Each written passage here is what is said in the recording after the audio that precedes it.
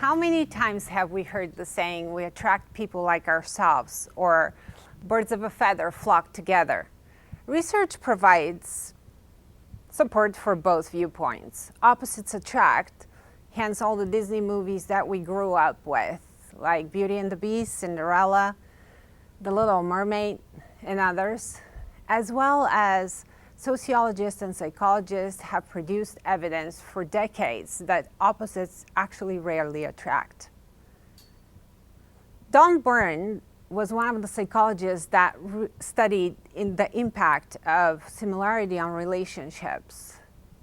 And he argued that most of us tend to crave a logic and consistent viewpoint of the world.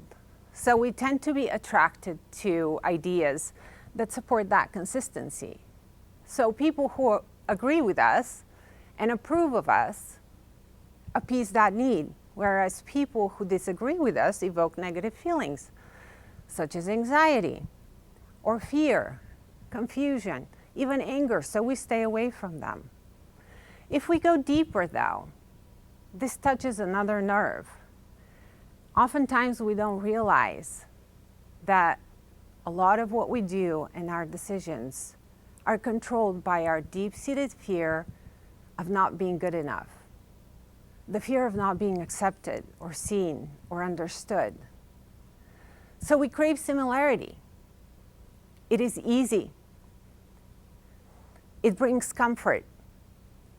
But this familiarity does not present many opportunities to grow. So what if we imagine the opposite?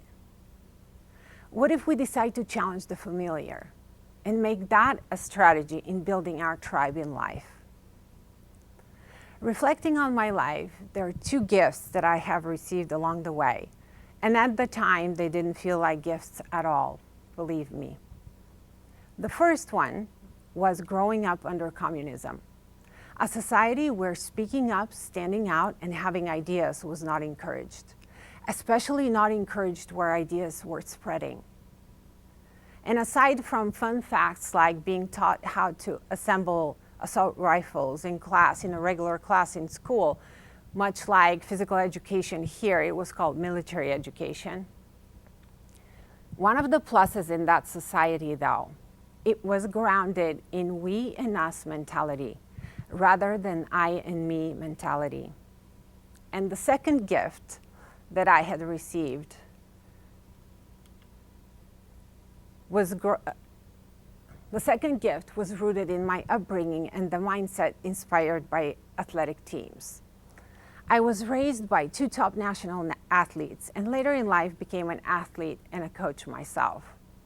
I recently recognized that all these years I have been implicitly conditioned with the power and wisdom of teams without being conscious of it. There's so many great lessons in teams, but today I want to focus on one aspect of teams that could enrich our potential, multiply our opportunities, and open more doors through explicit awareness and connection. Why teams, you might ask? Well, let's take a team. Imagine a team. Let's take a volleyball team, since this is my sport. There's 6 people on the court. Each one has a different role, a very specific role. There's a setter, there's a middle blocker, there's an outside hitter, there's a libero, there's an opposite, there's back row defense. Different roles, different mindsets, different skill sets, different. There are 2 essential components in building a team. The first one is a shared vision. A shared vision is a picture that everyone on the team carries in their hearts and their heads. Shared vision transforms the team into our team, and it is very important. The second one is the necessity of diverse skills. See, the essence of having a team in the beginning is the opportunity to overlap our weaknesses with each other's strengths. So if we don't have different people on the team and everybody's the same, that will never be possible. So diversity is a must. It is not an option. Let me tell you a story. One year in the beginning of my life as an athlete, I was invited to play on a volleyball team that was going to compete at a nationals tournament. On the day of our first practice, I was introduced to our setter, who was going to lead our offense I've never met before. She was Division I player, ranked 30 in the nation, and she was going to lead our offense. Great. Her name was Jill. She, as the setter, is the conductor. So she orchestrates every attack of the team according to the weaknesses of the opponent at every given play.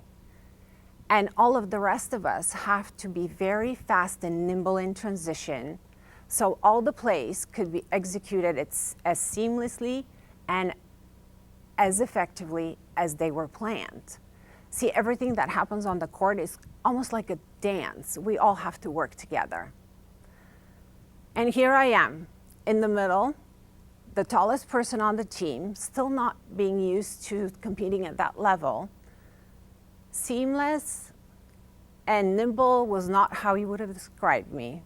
More like Big Bird in the middle of Tchaikovsky's Swan Lake. So Jill, the most determined, driven, and fast setter that I have ever met, by the end of that practice, has removed me out of her way physically and yelled at me, "Get out of my way," a few times.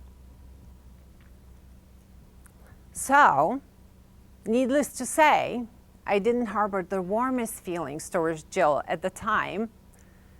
She was pushy, she was loud, she was physical, I was intimidated.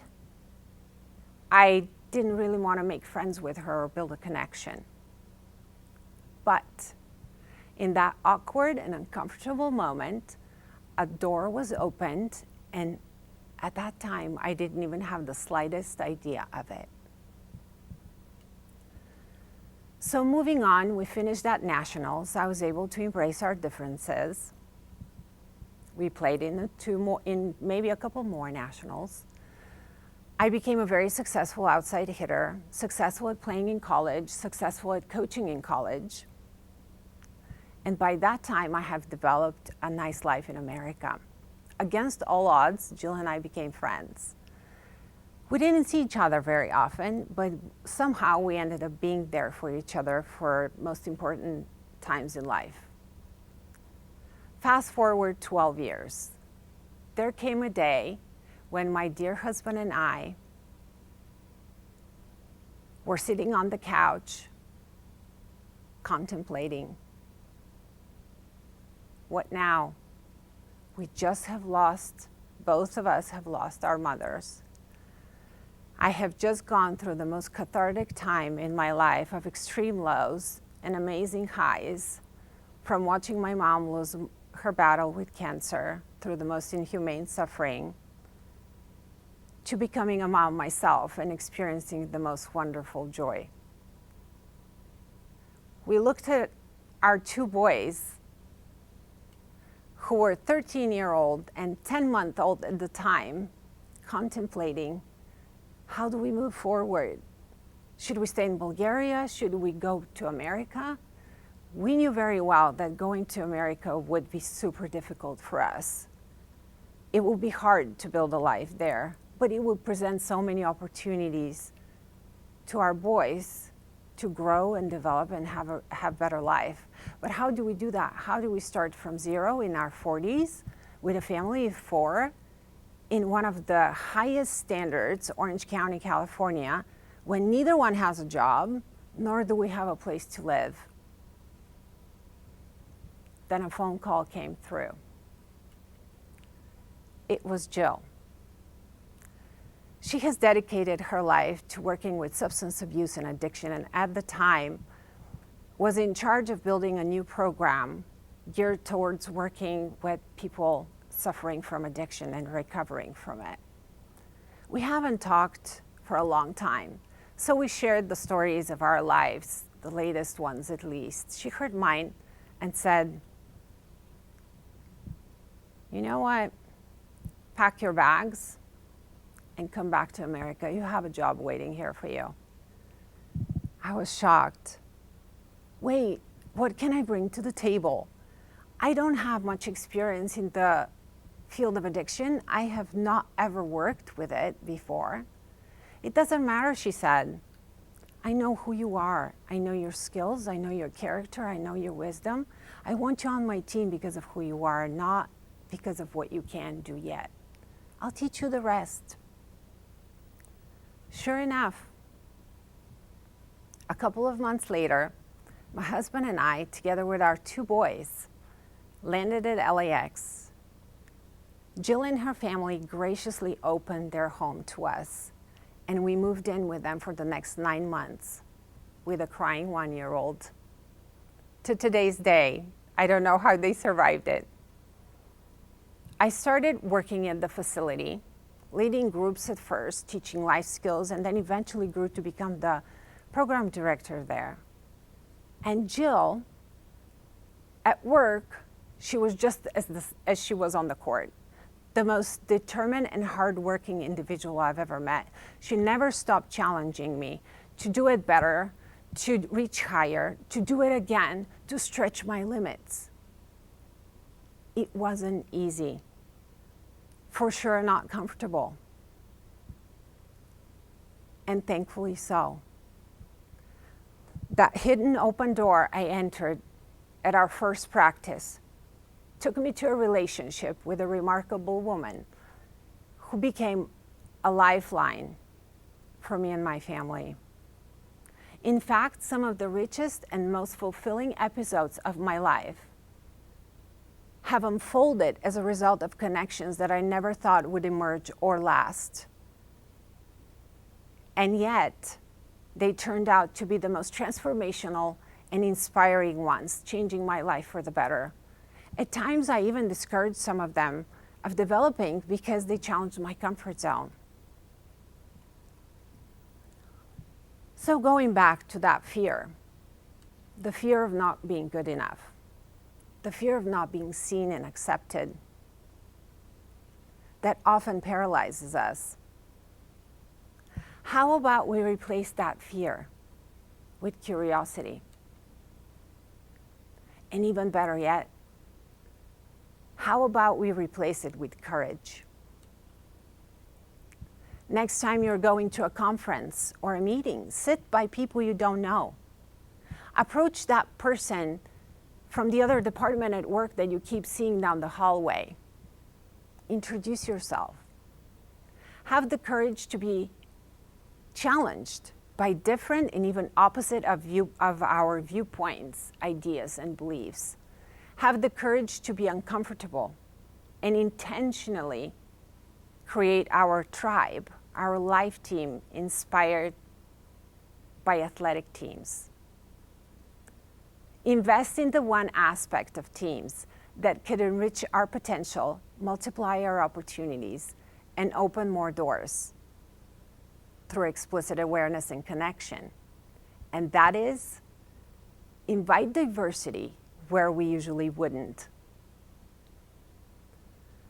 I'd like to close with a quote by Brene Brown, whose work I respect tremendously. You can choose courage, or you can choose comfort, but you can't choose both. Thank you.